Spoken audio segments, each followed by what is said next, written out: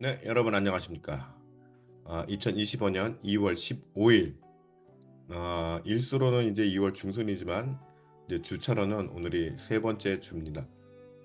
오늘은 공간복음 시리즈 24번째 시간으로 본문은 마태복음 5장 33절에서 37절까지입니다. 오늘 말씀을 가지고 맹세하지 말라의 참 의미란 제목으로 여러분들과 함께 말씀을 나눠보도록 하겠습니다. 자, 33절부터 한번 볼게요. 33절, 또 옛 사람에게 말한 바 헛 맹세를 하지 말고 내 맹세할 것을 주께 지키라 하였다는 것을 너희가 들었으나, 34절, 나는 너희에게 이르노니 도무지 맹세하지 말지니 하늘로도 하지 말라. 이는 하나님의 보좌임이요. 35절, 땅으로도 하지 말라. 이는 하나님의 발등상이며 예루살렘으로도 하지 말라. 이는 큰 임금의 성임이요. 36절, 내 머리로도 하지 말라. 이는 내가 한 터럭도 희고 검게 할 수 없음이라. 37절, 오직 너의 말은 옳다 옳다 아니다 아니다 하라. 이에서 지나는 것은 악으로부터 나느니라.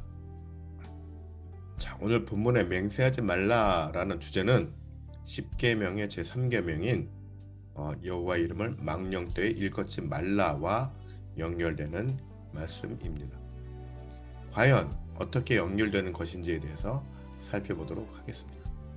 자, 33절부터 35절까지 다시 한번 쭉 보면, 또 옛 사람에게 말한 바 헛 맹세를 하지 말고 내 맹세한 것을 주께 지키라 하였다는 것을 너희가 들었으나, 나는 너에게 이르노니 도무지 맹세하지 말지니 하늘로도 하지 말라.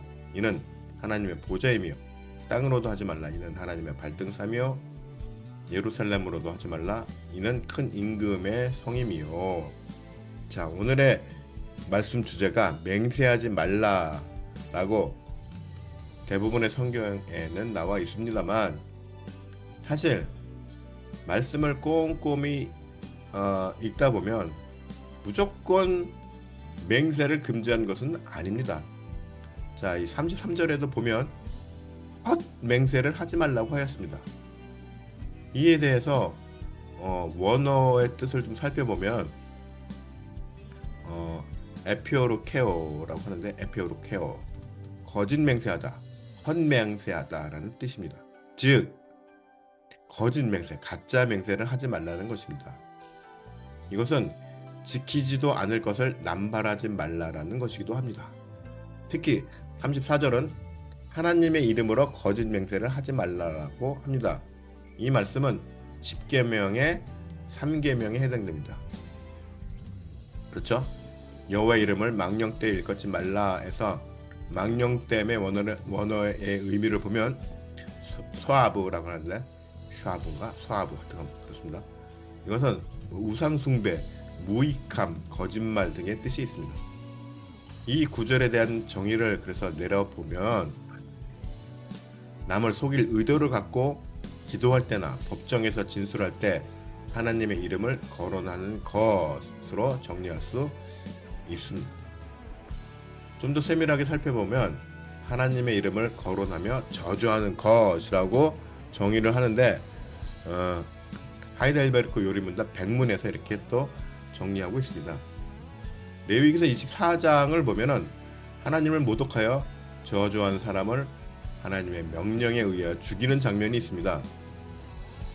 레위기 24장 11절 보면은 그 이스라엘 여인의 아들이 여호와의 이름을 모독하며 저주함으로 우리가 끌고 모세에게로 가니라. 그의 어머니의 이름은 슬로미시오 단지파 디브리의 딸이었더라. 또 14절을 보면 그 저주한 사람을 진영 밖으로 끌어내어 그것을 들은 모든 사람이 그들의 손을 그의 머리에 얹게 하고 온 회중이 돌로 그를 칠지니라 라고 기록하고 있죠. 자, 하나님의 이름을 거짓 맹세하는 것 역시 하이델베르크 요리 문답에 나오는데 레위기서 19장 12절에 보면 너희는 내 이름으로 거짓 맹세함으로 내 하나님의 이름을 욕되게 하지 말라 나는 여호와이니라 라고 말씀하고 계시죠. 하나님의 이름으로 거짓 맹세를 하게 되면 그것으로 하나님을 욕되게 하는 것이라고 말씀하고 있는 것입니다. 또한 하나님의 이름으로 불필요한 맹세를 하는 것도 하면 안 됩니다. 이건 역시 하이델베르크 요리 문답 99문에 나오는 내용인데 서로 논쟁 중에 하나님의 이름을 거론하는 것은 악한 것이요 정죄를 받을 만한 것임을 말씀하고 계십니다. 말씀적인 근거도 있습니다. 마태복음 5장 37절에 오직 너의 말은 옳다 옳다 아니다 아니다 하라 이에서 지나는 것은 악으로부터 나느니라. 오늘 본문이죠. 그 다음에 또 야고보서 5장 12절 내 형제들아 무엇보다도 맹세하지 말지니 하늘로나 땅으로나 아무 다른 것으로도 맹세하지 말고 오직 너희가 그렇다고 생각하선 그렇다 하고 아니라고 생각하는 것은 아니라 하여 정죄 받음을 면하라 라고 말씀하고 계시죠. 하나님의 이름을 욕보이는 사람이나 상황에 대한 소극적인 태도도 문제가 있다고 규정하고 있습니다. 하이델베르크 요리 문답 역시 백문에 나와 있는 내용인데 자 레위기서 5장 1절에 보면은 만일 누구든지 저주하는 소리를 듣고서도 증인이 되어 그가 본 것이나 알고 있는 것을 알리지 아니하면 그는 자기의 죄를 져야 할 것이요 그 허물이 그에게로 돌아갈 것이며 라고 말씀하고 있습니다. 따라서 우리들은 하나님의 이름을 오직 정중함과 경외함으로 사용해야 합니다. 시편 99편 3절에 보면 주의 크고 두려운 이름을 찬송할지니 그는 거룩하심이로다. 이렇게 본문 35절까지가 하나님의 이름을 가지고 거짓 맹세를 하지 말라는 경고의 말씀으로 되어 있습니다. 자 이제 36절을 볼까요? 36절 내 머리로도 하지 말라 이는 내가 한 터럭도 희고 검게 할 수 없음이라. 자 이제 36절은 맹세의 주체가 하나님이 아닌 사람으로 바뀌게 됩니다. 그런데 성경은 사람 앞에서라도 거짓 맹세는 동일하게 하지 말라고 금지합니다. 왜 그럴까요? 굳이 부연 설명을 드리지 않아도 여러분들이 잘 아실 것으로 생각이 됩니다.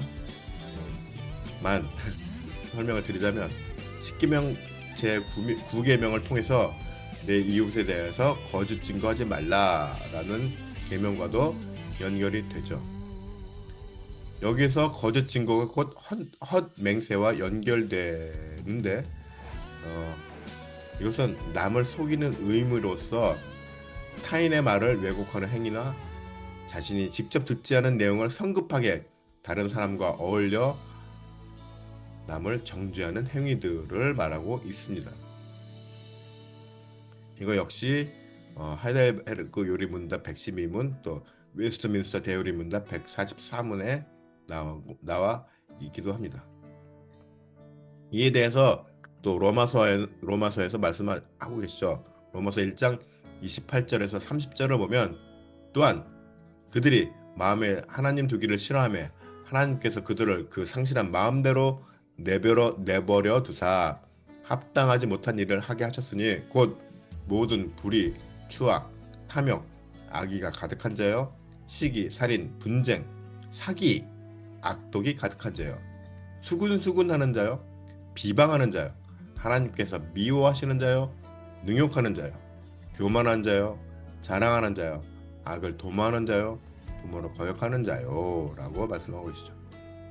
자 결국 하나님을 마음에 두기를 싫어하는 자들이 합당하지 못한 일들을 하게 되고 그 합당치 못한 일들이 바로 탐욕과 교만함으로 수군수군하는 등의 비방하는 말들, 좀 더 구체적으로 말하면 중상모략, 험담, 냉소, 비웃음, 욕설, 꼬투리 잡기, 거짓 소문 등 등을 이런 것들이 해당되는 것입니다. 시편 35편 20절을 보면 무릇 그들은 화평을 말하지 아니하고 오히려 평안히 땅에 사는 자들을 거짓말로 모략하며 라고 경고의 말씀을 하고 계시죠. 특히 눈여겨볼 점은 나쁜 보도, 즉 거짓 소문을 말합니다. 이러한 나쁜 보도를 받아들이고 동조하며 공정한 내용에 대해서는 귀를 막고 악한 의심을 품는 것도 거짓 증거 행위라고 규정하고 있습니다. 어디서 규정하는 거죠? 이것도 제가 말한 게 아닙니다. 웨스트민스터 대요리 문답 145문에 나와 있습니다. 그리고 이를 통해서 악한 자들, 경쟁자들을 약한 자들 그리고 경쟁자들을 능욕하는 행위를 하는 모든 것 역시 거짓 증거가 해당된다고 규정하고 있습니다. 자, 이사야서 32장 7절을 보면 악한 자는 그 그릇이 악하여 악한 계획을 세워 거짓말로 가련한 자를 멸하며 가난한 자가 말을 바르게 할지라도 그리함이거니와 라고 아주 구체적으로 악한 자의 행위들을 거론하고 있죠. 이런 행위의 과정들을 보자면 동기가 불순한 소송을 남발하고 판사는 그에 대해서 불이한 판결을 내리며 이를 위해서 문서를 위조, 악을 선이라 선을 악이라 왜곡하는 일, 이건 일종의 문서 위조죠 하는 것들을 말합니다. 또 이사야서 10장 1절에서 2절을 보면 불의한 법령을 만들어 불의한 말을 기록하며 가난한 자를 불공평하게 판결하여 가난한 내 백성의 권리를 박탈하며 과부를 토색하고 고아의 것을 약탈하는 자는 화 있을진저 라고 무섭게 경고하고 있죠. 그리고 거짓 증거 행위들에 적극적으로 가담하지는 않았지만 이러한 거짓 증거의 행위들에 대해서 방조하거나 묵인 또는 침묵하는 사람에게도 책임을 묻고 있습니다. 자, 역시 웨스트민스터에 그렇게 묻고 규정하고 있다는 것이죠. 자, 37절 오직 너의 말은 옳다 아니다 하라. 이에서 지나는 것은 악으로부터 나느니라. 자, 37절의 말씀을 한국적 문화의 배경에서 표현을 해보자면 맞는 것은 맞다고 하고 틀린 것은 틀리다고 그냥 있는 그대로 심플하게 설명하면 된다는 것입니다. 진실은 단순하고 간결하며 명확하고 일관됩니다. 중간에 바뀌질 않죠. 왜요? 그게 사실이니까. 내용을 일관되게 진술한다는 걸 할 수 있다는 것입니다. 반면에 거짓은 어떻습니까? 복잡합니다. 사연이 많습니다. 그리고 뭔가 투명하지가 않습니다. 그리고 상황에 따라 바뀌기까지 합니다. 왜요? 계속 지어내다 보니 불리해졌다 싶으면 다시 또 유리한 쪽으로 말을 바꾸게 되는 것이죠. 유리하다고 생각되는 쪽으로. 결코 유리한 것은 아니지만 아무튼 거짓은 이렇게 복잡하고 사연이 많고 불투명하며 상황에 따라 진술이 번복됩니다. 오늘날 세상에서 일어나고 있는 많은 사건 사고들을 보고 있자면 참 여러 가지 많은 생각을 하게 됩니다. 여러 종교 지도자들이 또는 정치인들이 전국의 소용돌이 속에서 많은 말들과 주장을 합니다. 그런데 진실을 말하는 사람과 거짓을 말하는 사람의 차이는 분명하게 구분될 수 있습니다. 저는 좌가 좋다, 우가 더 좋다, 이거를 제가 주장하는 것은 아닙니다. 저는 중립입니다. 중립이고 오히려 보수 쪽에 가깝습니다. 사상적으로는. 왜요? 하나님의 말씀, 근데 여기서 말하는 보수는 극보수를 이야기하는 것이 아닙니다. 여기서 말하는 보수란 정의를 실천하고 오늘 말씀에서 나오는 진리를 왜곡하지 않는, 거짓 증거하지 않는, 이것을 지키며 이것을 지키는 것을 명예로 여기는 것을 보수라고 말합니다. 그런데 아무튼 그걸 떠나서 어느 쪽이든 간에 하도 우리나라가 지금 좌우로 많이 분열되어 있다 보니 사상적으로 너무 이게 함정인데 매몰되어 있어요. 그러면 안 됩니다. 우리는 좌우 사상이 문제가 아니라 진실되게 행하느냐 아니면 거짓되게 행하느냐, 이 땅에서 행하는 모든 공적인 일들이 정의의 편에 서 있느냐 약한 자의 편에 서 있느냐를 기준으로 우리는 평가를 해야 된다는 것입니다.